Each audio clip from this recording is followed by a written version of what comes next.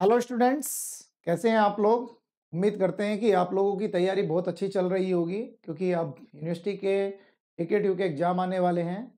तो जैसा कि आप जानते हैं कि RS एकेडमी AKTU पर हम लोग आपको वन शॉट वीडियो की सीरीज़ लेके आए हैं। तो इसमें आज हम यूनिट नंबर 5 जो आपके सिलेबस की लास्ट यूनिट है उसको लेके आए हैं। अब तक हम लोगों ने थ्योरी और न्यूमेरिकल वाले सेक्शंस को देखा। अब यूनिट नंबर 5 जो है ये भी आपकी टोटली थ्योरेटिकल्स की यूनिट है। यहां से आपको 16 मार्क्स के क्वेश्चन, कितने 16 मार्क्स आप ले सकते हो। जैसा आपका यूनिट नंबर 1 था जहां से आपने 16 मार्क्स लिए थे, इसी तरीके से आप इस यूनिट से भी 16 मार्क्स का क्वेश्चन अटेम्प्ट कर सकते हैं। ठीक है, और ये क्वेश्चन आपके टोटली थ्योरेटिकल होने वाले हैं। स्पेसिफाइड केवल 4 से 5 क्वेश्चन है जो आपके एग्जाम में पूछे जाते हैं और उनको टोटली किस तरीके से आपको आंसर देना है वो हमने इस वीडियो में लेके आए हैं। टोटल प्रॉपर नोट्स की फॉर्म में है। और ये आपके नोट्स कहां मिलेंगे? ये आपको मिलेंगे RS एकेडमी की जो AKTU की ऐप है उस पर। तो आप जल्दी से आप इस जो ऐप को अब तक अगर डाउनलोड नहीं किया है, ठीक है, तो आप इसको डाउनलोड करें। यहां आपको इन वन शॉट वीडियो के जो नोट्स हैं वो बिल्कुल फ्री ऑफ कॉस्ट मिलने वाले हैं। ठीक है, ये RS एकेडमी AKTU की तरफ से आपको एग्जाम का गिफ्ट है कि जिससे आपके मार्क्स अच्छे आए। चलिए, तो हम स्टार्ट करते हैं अपने यूनिट नंबर 5 को, जिसको हम बोलते हैं इलेक्ट्रिकल इंस्टॉलेशन। तो यहां आपको क्वेश्चन किस तरीके से पूछा जाता है हम उसको डिस्कस कर लेते हैं। पहले क्वेश्चन आपका किस फॉर्म में पूछा जाएगा आपसे? क्वेश्चन आपसे पूछा जाएगा शॉर्ट फॉर्म्स में। शॉर्ट नोट्स किस पर पूछा जाएगा? पहला SFU, MCB, MCCB, ELCB, ACB, lighting arrester. कोई इनमें से 3 या 4 आपसे शॉर्ट नोट्स के फॉर्म में पूछा जाएगा। यहां से एक क्वेश्चन आपके पेपर में 100% आपसे पूछा जाएगा। दूसरा क्वेश्चन अर्थिंग। अर्थिंग से एक क्वेश्चन आपके पेपर में जरूर पूछा जाता है। और क्वेश्चन नंबर 3 क्या होगा? टाइप ऑफ केबल या केबल कंस्ट्रक्शन।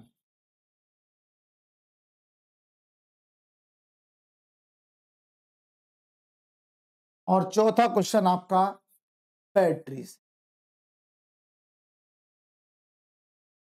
इन 4 टॉपिक के अलावा आपके सिलेबस में कुछ नहीं बचता जो आपसे पेपर में पूछा जाएगा। तो आपको इनको तैयार करना है। तैयार कैसे करना है वो मैं आपको बता रहा हूं। आपको सबसे पहले SFU, जितने ज्यादा डायग्राम इस यूनिट में आप बना सकते हैं, नीट एंड क्लियर। ठीक है, आप जितना आप स्केच पेन, कलर्ड पेन का इस्तेमाल करेंगे, जितनी कॉपी आपकी अट्रैक्टिव लगेगी, उतने ही ज्यादा मार्क्स इस यूनिट में आपको मिलने वाले हैं। ठीक है, तो आप प्रेजेंटेशन में बिल्कुल ध्यान रखें। आपको SFU डिफाइन करना है तो सबसे पहले आप बताइए ये डायग्राम कैसे बनाएंगे। ठीक है ना? तो SFU होता है स्विच फ्यूज यूनिट, यानी कि अगर आप फ्यूज को स्विच के साथ कनेक्ट करके डिवाइस बनाते हैं तो उसको हम बोलते हैं SFU। स्विच क्या काम करता है? स्विच ऑन और ऑफ का काम करता है, सर्किट को कनेक्ट और डिस्कनेक्ट करने का। फ्यूज क्या काम करता है? ये आपके डिवाइस, जो भी आपने जिस डिवाइस के साथ यूज किया है उसको प्रोटेक्ट करने के लिए। अगर आपको डेफिनेशन लिखनी है तो इसमें लिखा हुआ a fuse is a protected device which act quickly in abnormal condition, it blows and disconnect the circuit from the supply, thus it provide the circuit protection by destroying itself। ठीक है जी। Switch is used to isolate the circuit from the supply purposely for repair and maintenance. Generally it is manually operated. A switch unit consists of the combination of fuse and switch together is called SFU, switch fuse unit। MCB is the miniature circuit breaker। It work on the principle of electromechanical device है जो आपके attraction के principal पर काम करती है। MCB की जो रेंज है वो 0.5 से लेकर 63 एम्पियर तक काम करती है। ये आपके शॉर्ट सर्किट और ओवरलोड कंडीशन के लिए अपने लोड को प्रोटेक्ट करती है। ये जनरली आपके लो लोड के लिए यूज की जाती है। ठीक है, ये बेसिक जो मेन पॉइंट है वो हमने यहाँ हाईलाइट किए हुए हैं, आप इसको देख लें। रेटिंग्स आपकी है, कितने टाइप के वोल्टेज में आपको यूज की जाती है। 240 volt for single phase, 415 volt for three phase, 220 volt DC के लिए। ठीक है जी, जो इसकी ब्रेकिंग कैपेसिटी है, शॉर्ट सर्किट ब्रेकिंग कैपेसिटी,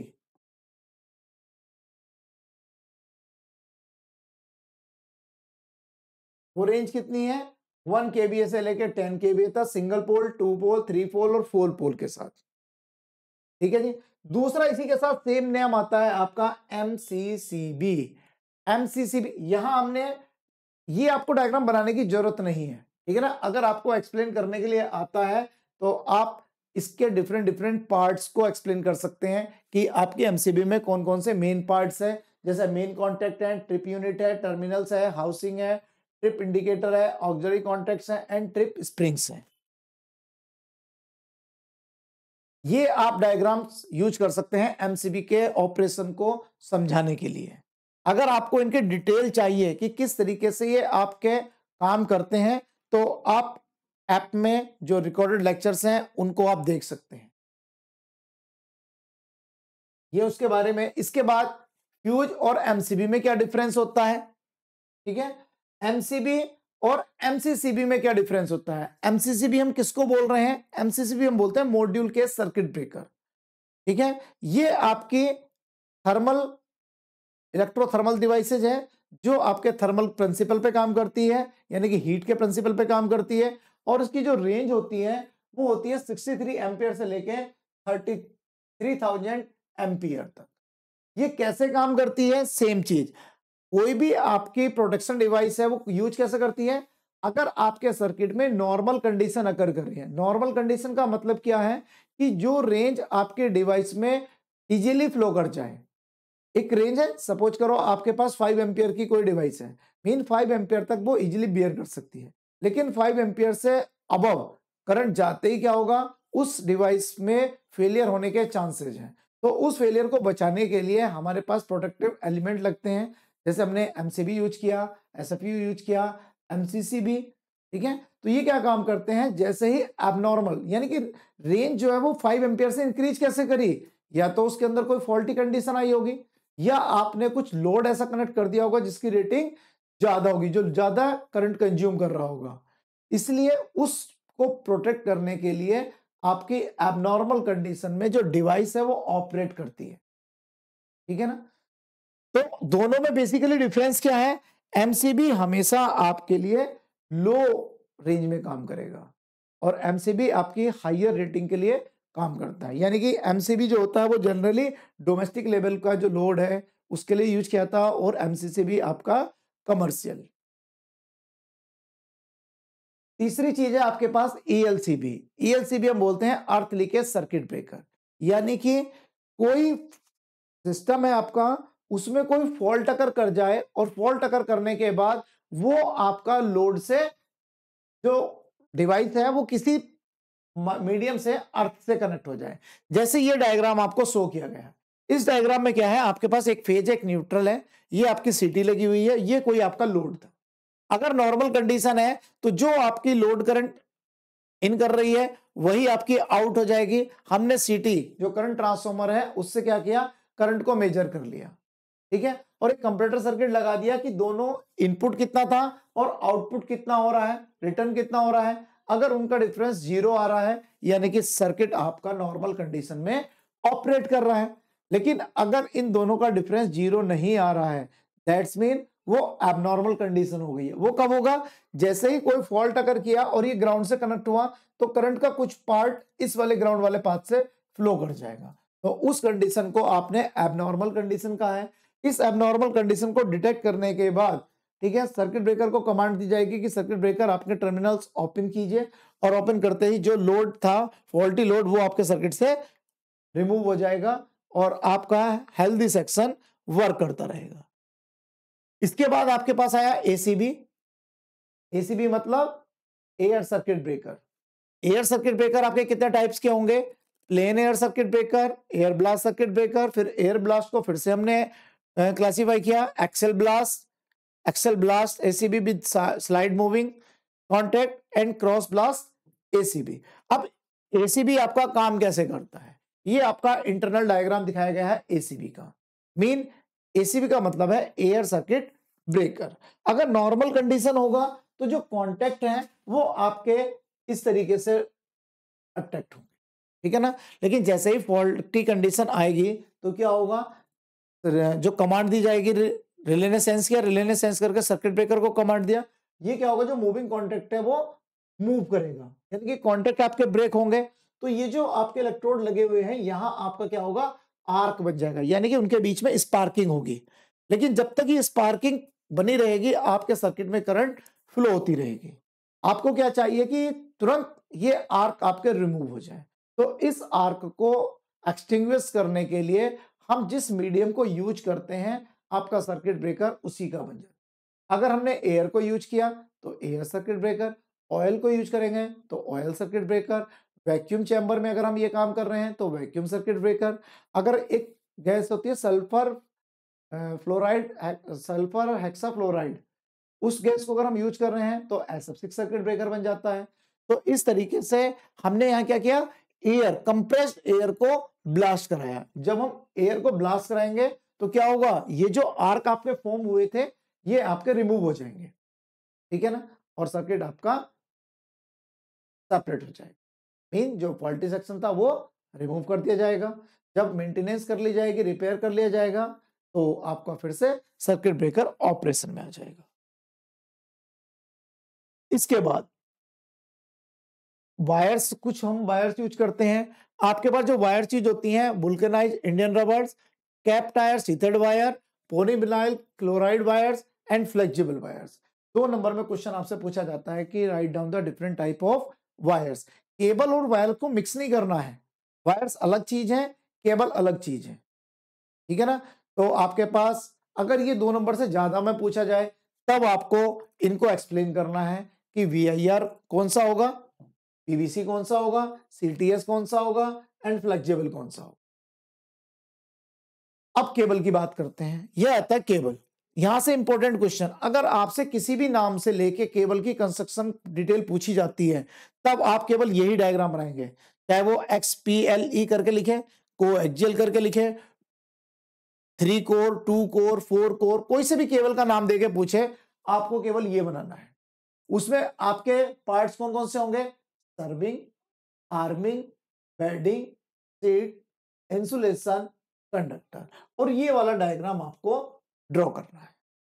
इनके बारे में क्या क्या काम करते हैं ये हमने एक्सप्लेन किया हुआ है, आप इसको पढ़ लीजिए। फिर अगर आप इनका क्लासिफिकेशन करते हैं तो हम क्लासिफिकेशन करते हैं according to the voltage range और कितने कंडक्टर्स उस केबल में हैं। जैसे low tension cable, voltage range अगर 6.6 kV तक है तो लो टेंशन, अगर ये आपकी 11 kV तक है तो मीडियम टेंशन, अगर ये 22 kV एंड 33 kV तक है तो हाई टेंशन। हाई टेंशन में भी 2 टाइप, H टाइप और SL टाइप। अगर ये 33 kV से भी ज्यादा जाता है तो उस केस को हम बोलते हैं एक्स्ट्रा हाई टेंशन, जो आपके ऑयल फील्ड और गैस प्रेशर है। फिर उसके बाद कोर्स के अकॉर्डिंग सिंगल कोर, कोर का मतलब कंडक्टर, कितने कंडक्टर आपके यूज हो रहे हैं, single core, 2 core, triple core.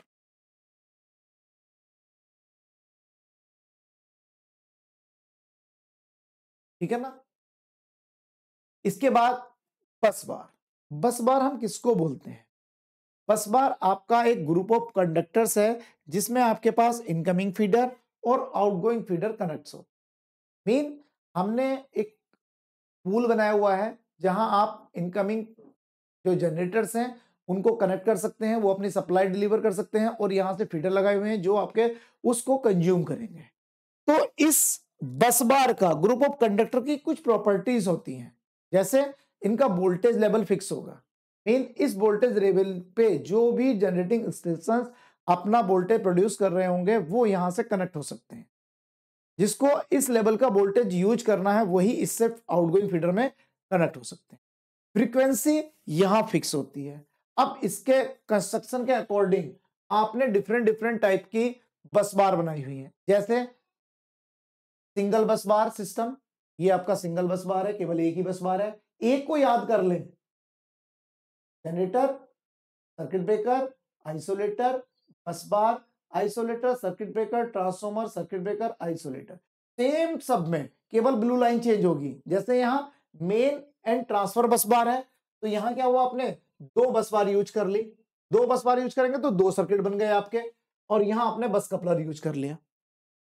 इसी तरीके से आपके पास ट्रांसफर बस, डबल बस बार आ गई, यानी कि दो बस बार आ गई। हम वहां कपलर नहीं है। उस दोनों में अंतर क्या है कि वहां क्या है कि अगर लोड कंडीशन चेंज होगी तो हम दूसरी वाली बस पे अपना लोड ट्रांसफर कर देंगे। लेकिन यहां क्या है, ऑलरेडी आपके पास टू बस बार है, पार्सली लोड इस वाली बस बार पे और कुछ इस बस बार। रिंग मीन्स यहाँ रिंग फॉर्म हो रहा है बस बार में, इसलिए इसका नाम रिंग मीन्स। यहाँ आपका मैश बन रहा है, इसलिए इसका नाम मैश बस बार। तो इन डायग्राम को जरूर ध्यान रखें, डायग्राम बनाएंगे तो मार्क्स आपको मिलेंगे। इसके बाद इंपॉर्टेंट क्वेश्चन अर्थिंग। अब अर्थिंग का क्वेश्चन आपसे कैसे पूछा जाएगा? अर्थिंग का क्वेश्चन पूछा जाएगा आपके, एक्सप्लेन अर्थिंग, या what is the earthing, what is the need of earthing, different type of earthing and explain any one, या किसी का नाम लेके पूछ लिया जाएगा। तो अर्थिंग हम किसको कहते हैं? अर्थिंग है आपका वो प्रोसेस जिसमें आप किसी कंडक्टिंग बॉडी को या कंडक्टिंग मटेरियल को वेरी लीस्ट रेजिस्टिव पाथ के थ्रू ग्राउंड से कनेक्ट करते हैं। ठीक है, तो उस प्रोसेस को हम बोलते हैं अर्थिंग। तो ये कोई करंट कंडक्टिंग बॉडी था, इसको आपने कनेक्ट किया हुआ है और इसको ग्राउंड से कनेक्ट कर दिया, तो ये प्रोसेस आपका क्या कहलाता है? अर्थिंग। क्यों नीड होती है? शॉक से बचने के लिए, किसी ऑपरेटर को कोई शॉक ना लगे, इसलिए हम क्या करते हैं, डिवाइसेस को अर्थिंग करते हैं। और अर्थिंग बहुत जरूरी है, सभी को अपने घरों की अर्थिंग करनी चाहिए। कितने टाइप्स की है? हम वो कौन सा मीडियम यूज कर रहे हैं उस कंडक्टिंग बॉडी को ग्राउंड से कनेक्ट करने के लिए, जिसका पाथ आपका लीस्ट रेजिस्टिव है।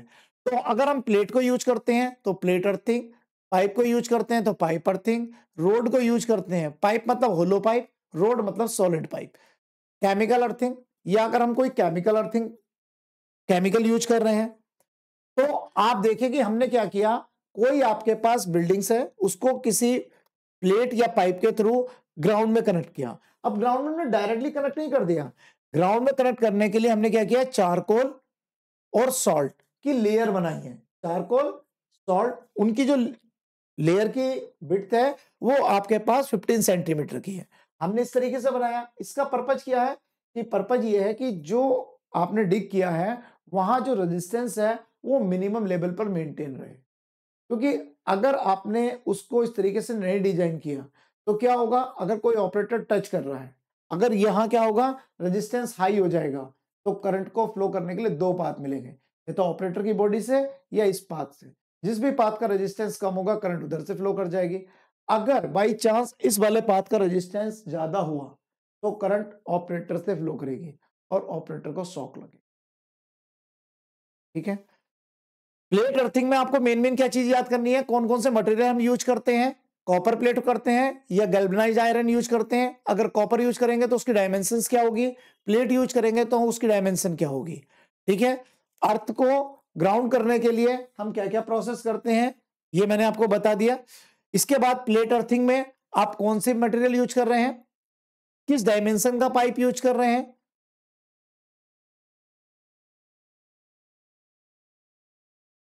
इसके बाद आपका आता है लाइटिंग अरेस्टर। लाइटिंग अरेस्टर क्या चीज है भाई? लाइटिंग अरेस्टर है, आपने देखा होगा बरसात के दिनों में बिजली कड़कती है, ठीक है ना, तो उसमें क्या है, हाई पोटेंशियल होता है। अगर ये किसी इलेक्ट्रिकल अप्लायंसेस पे अगर गिर जाए या फॉल हो जाए तो क्या होगा, यानी कि डिस्चार्ज हुआ, डिस्चार्ज होके वो क्या हुआ, ग्राउंड में जा रहा है। ग्राउंड पे क्या है, आपका कोई इलेक्ट्रिकल स्ट्रक्चर लगा हुआ है, तो वहां क्या होगा, हाई वोल्टेज की सर्जेस प्रोड्यूस होंगी, क्योंकि सारा सिस्टम आपका इंटरकनेक्टेड है।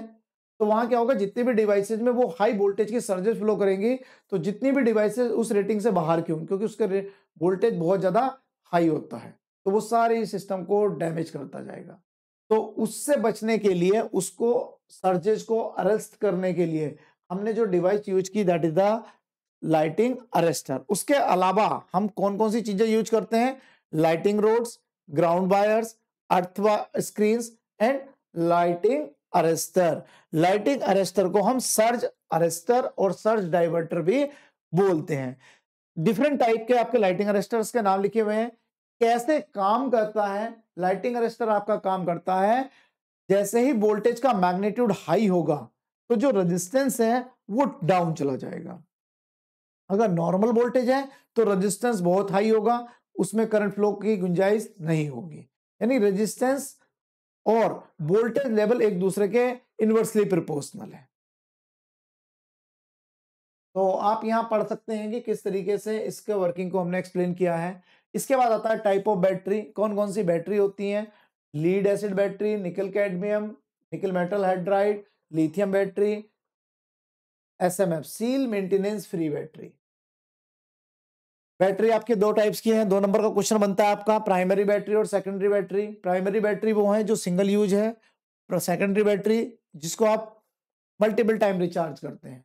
एग्जाम्पल्स जैसे आपके पास रिमोट का सेल है, वॉच का सेल है। सेकेंडरी आपके पास मोबाइल की बैटरी, टॉयज की बैटरी, घर में लगी हुई इन्वर्टर की बैटरी, ये सब सेकेंडरी है।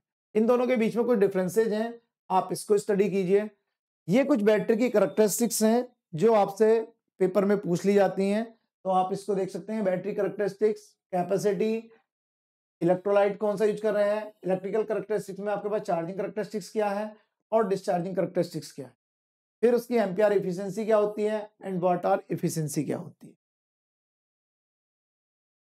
अगर आपने इतना कुछ कर लिया तो डेफिनेटली आपके एकेटीयू में बहुत अच्छे मार्क्स आने वाले हैं, बशर्ते आपने इसको पढ़ लिया हो। तो मैंने आपको हर यूनिट से जो इंपॉर्टेंट क्वेश्चंस आने वाले हैं, किस तरीके से आने वाले हैं, वो आपको बता दिए हैं। आपके पास एक ऐप में क्या क्या चीज है? क्वेश्चन जो प्रीवियस ईयर के क्वेश्चन आए हुए हैं उनके सॉल्यूशंस हैं, इन वन शॉट के आपके पास पीडीएफ नोट्स हैं, ठीक है, वीडियो है ये, और आपके पास ऐप में रिकॉर्डेड लेक्चर्स हैं, ठीक है। तो उम्मीद करते हैं कि आपको आरएस एकेडमी के द्वारा प्रोवाइड किया गया फंडामेंटल ऑफ इलेक्ट्रिकल इंजीनियरिंग का जो कोर्स है वो पसंद आया होगा। आप नेक्स्ट सेमेस्टर में अपने दोस्तों के साथ शेयर करें और अपना फीडबैक हम लोगों तक पहुंचाएं, ठीक है। Okay, thank you, all the best. आप मिलते हैं